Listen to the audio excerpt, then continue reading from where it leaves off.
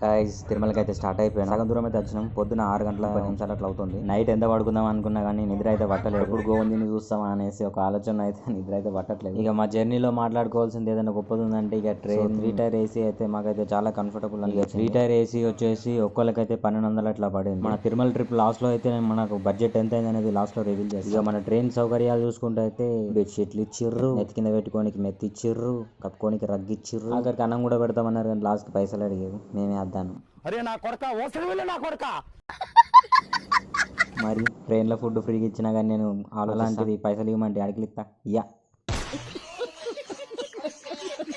దానికి మనకు తిరుమల అయితే వచ్చేసి మేము దిగడం అయితే విష్ణు నిలయంలో దిగినాం.